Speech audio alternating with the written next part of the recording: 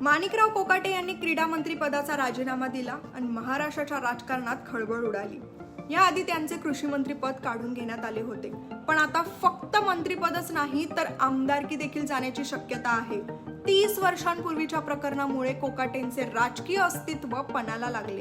त्यांना कोणत्याही क्षणी अटक होऊ शकते, पण कोकाटेंवर ही वेळ का आली? नेमकं हे काय प्रकरण आहे जाणून घेऊया व्हिडिओच्या माध्यमातून। यासाठी व्हिडिओ शेवटपर्यंत नक्की पहा।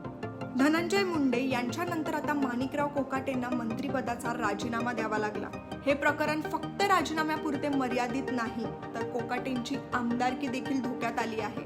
या प्रकरणाचे मूळ 30 वर्षांपूर्वीच्या प्रकरणात आहे।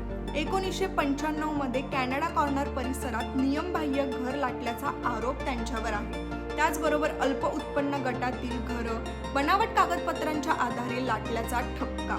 इतकंच नव्हे तर कोकाटे बंधूंनी सीएम कोट्यातून नियमबाह्य पद्धतीने घर मिळवलं। त्यामुळे न्यायालयानं पुराव्यानिशी कोकाटे बंधूंना दोषी ठरवलं। जिल्हा न्यायालयाकडून कोकाटेंना 2 वर्षाची शिक्षा देखील सुनावण्यात आली आहे।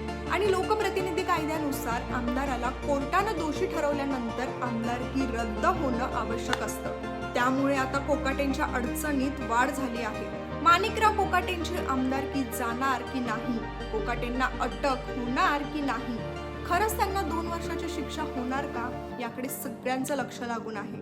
याबाबत तुमचं काय मत आहे हे आम्हाला कमेंटच्या माध्यमातून नक्की कळवा। त्याचबरोबर अशाच सर्व महत्त्वाच्या ताज्या माहितीपूर्ण घडामोडींसाठी साम टीव्हीच्या सर्व सोशल मीडिया प्लॅटफॉर्म्सना फॉलो करायला विसरू नका।